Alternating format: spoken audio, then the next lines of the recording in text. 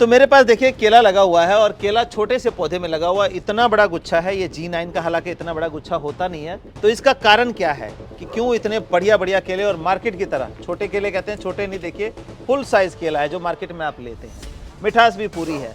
तो इसका कारण है कंप्लीट न्यूट्रिशन, जो कि है पत्तों की खाद, और उसी का रिजल्ट आप देख रहे हैं कि इतना बढ़िया केले का छत्ता, और केले का साइज भी देखिए बढ़िया, जो है 6-8 इंच का 9 इंच का केला जो है आप देखेंगे इसमें लगा हुआ है, फर्स्ट क्लास। यहाँ पर जो नजर आ रहा है ना कि एक प्लांट के ऊपर 100 की संख्या में फूल हाँ, लगे हुए हैं। सैकड़ों में, हम कहते सैकड़ों हैं में। 500 भी कह दें तो कोई हर्ज नहीं होगा, इतने फूल हैं। हाँ। तो ये जो फूल देख रहे हैं आप, कलर टेक्सचर देख रहे हैं, ये हम ऑर्गेनिक खाद यूज करते हैं, और खाद होती है पत्तों की।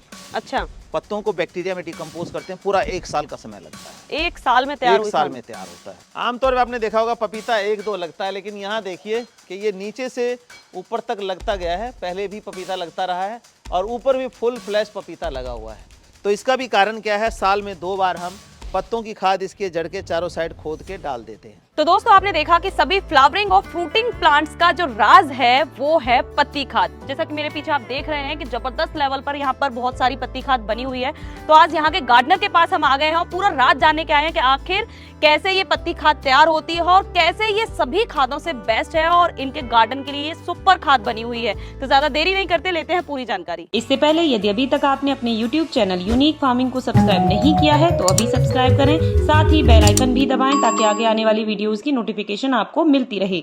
नमस्कार सर। नमस्कार जी। सर, हम अपने दर्शकों को आपका गार्डन कई बार दिखा चुके हैं। तकरीबन 9 से 10 हजार गमले आपके पास हैं और जिस तरीके से फ्लावरिंग और फ्रूटिंग होती है उसका कोई मुकाबला नहीं है।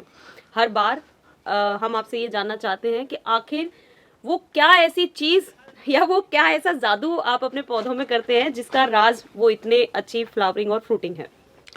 देखिए, इसमें जादू कोई नहीं है। क्या है, किसी भी इंसान को या पौधे को क्या चाहिए, कंप्लीट न्यूट्रिशन या बैलेंस डाइट कहें।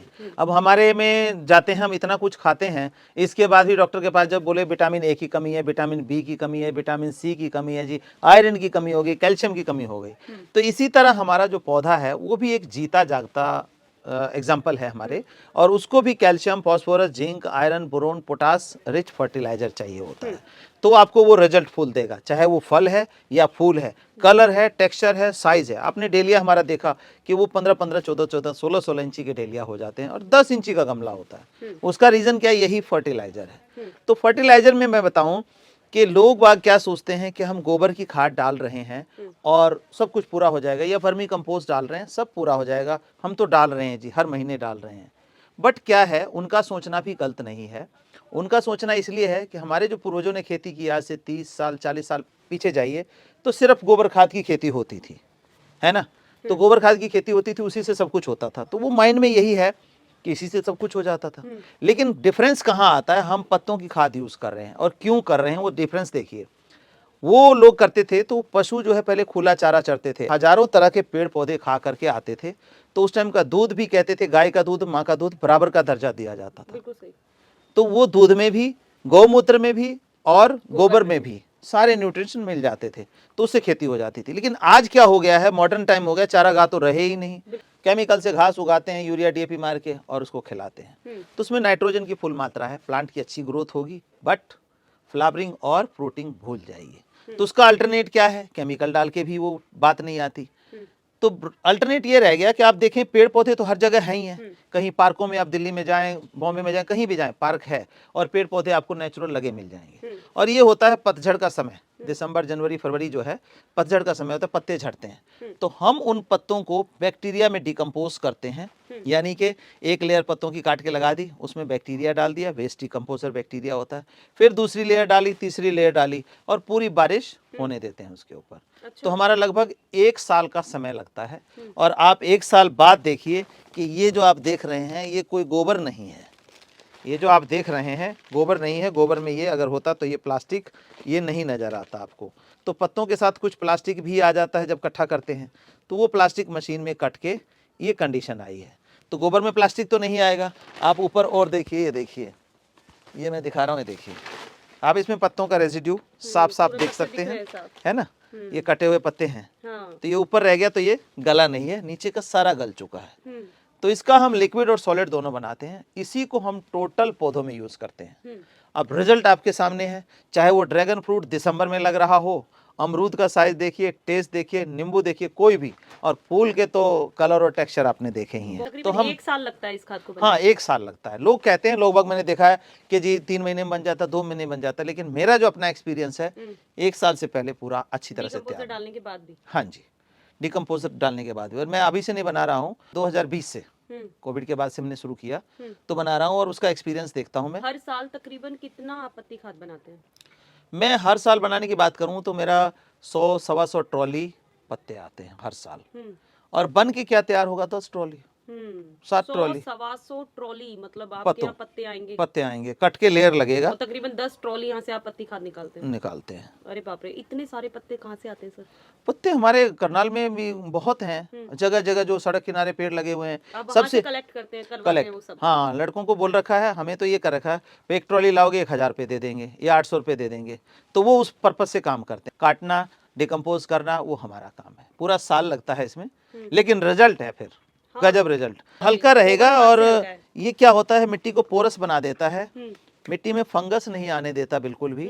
तो इस तरह से नेचुरल जो चीज यूज करेंगे, कहते हैं ना कि ह्यूमस, मिट्टी के अंदर ह्यूमस हो तो प्लांट जो है बड़ी तेजी से भागता है। अब पहाड़ों में क्यों इतना होता है? पहाड़ों के जो पत्ते वत्ते गिरते हैं तो ह्यूमस की वजह से, तो वो मिट्टी जो पहाड़ों की है या नदियों का पानी है वो बहुत ही फर्टाइल हो जाए। अगर हम पत्ती खाद इस्तेमाल कर रहे हैं अपने गमलों में, क्या उसके अलावा हमें कोई और खाद डालने की जरूरत पड़ेगी? बिल्कुल भी नहीं, ये गारंटी है मेरी। अगर पत्ती खाद को 3 से 4 महीने में एक बार आप डाल देते हैं अपने गमलों में, तो कोई और तीसरा फर्टिलाइजर आपको डालने की जरूरत नहीं है। मैं अब आपसे ये जानना चाहती हूँ कि पत्ती खाद के अंदर कौन कौन से ऐसे न्यूट्रिएंट्स होते हैं जिनका रिजल्ट हम आपकी जबरदस्त फ्रूटिंग और फ्लावरिंग पर देख रहे हैं? देखिए, बात करें हम कैल्शियम की, तो कैल्शियम इसमें कम मात्रा में पाया जाता है, किसी किसी पौधे में पाया जाता है, जैसे मोरिंगा के पत्ते हैं उसमें भरपूर कैल्शियम है, ठीक है।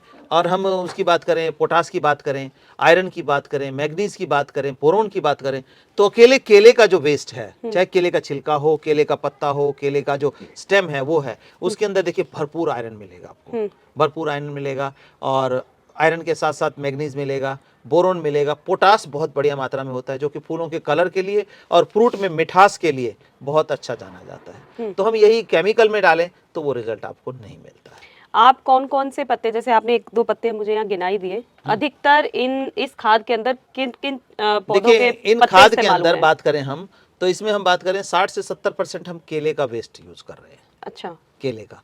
बाकी हम फोकस हमारा रहता है कि बरगद, पीपल, पिलखन, इनके पत्ते ज्यादा हों। अब कहेंगे क्यों, इनके क्यों होने इनके चाहिए? क्यों बाकी होने पत्ते भी हैं, अच्छा है, लेकिन बरगद, पीपल और पिलखन, ये 3 ऐसी वैरायटियां हैं जो हमारे बैक्टीरिया, जो मिट्टी के अंदर बैक्टीरिया, उसको बढ़ाने का बहुत बढ़िया काम करते हैं। तो इनके पत्ते कहीं मिल जाए तो अमृत समान है। अब मैं एक बात बताता हूँ, जिनको वेस्ट डिकम्पोजर बैक्टीरिया नहीं मिलता, नकली मिल रहा है मार्केट में, जो भी है नकली है। हमारा तो खैर कल्चर आज से नहीं 8 साल से रखा हुआ है, तो वो कल्चर हम टाइम टू टाइम करते रहते हैं डेवलप।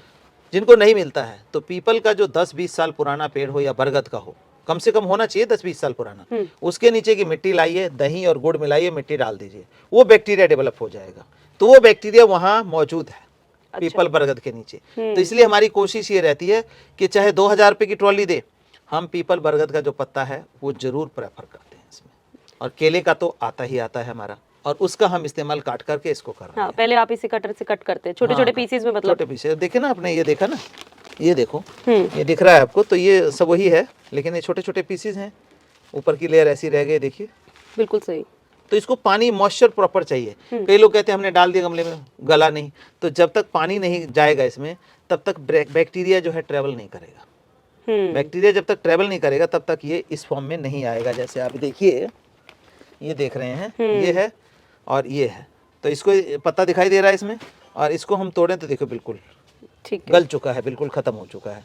तो बैक्टीरिया ने इसको इतने सिंपलर फॉर्म में कर दिया कि प्लांट आराम से इसको खा सकता है, एब्जॉर्ब कर सकता है। ठीक हमारे गट्स वाला है, हम सब कुछ खा लें, लेकिन एंटीबायोटिक जब खाते हैं 5-7 दिन, तो भूख ना लगना, लूज मोशन होना या डाइजेशन प्रॉपर ना होना, क्यों? बैक्टीरिया एब्सेंस हो जाता है। वो एंटीबायोटिक जो हमारे बैक्टीरिया, गट्स के बैक्टीरिया को ख़त्म कर देता है। फिर हम उसको बढ़ाने के लिए दही लेते हैं, इलेक्ट्रोबैसिलस जो है वो, कई और चीज़ें लेते हैं। जिस मिट्टी में आप ये खाद डाल देंगे, मैं कह रहा हूँ 6 महीने हमारा खाद इस्तेमाल करने, हार्ड से हार्ड मिट्टी एकदम सॉफ्ट में कन्वर्ट हो जाएगी। नहीं, बहुत सही बात है। और आखिरकार इस वीडियो के अंदर हमने रामविलास जी से वो राज जान लिया है जो जबरदस्त, उनके हर एक प्लांट पे जो फ्लावरिंग और फ्रूटिंग होती है उसका कोई जवाब नहीं है, उसका कोई मुकाबला नहीं है। और उसका राज है ये पत्ती खाद। और सिर्फ 1-2 महीने में ये तैयार नहीं होती है, तकरीबन 1 साल का समय लेकर वो तैयार करते हैं।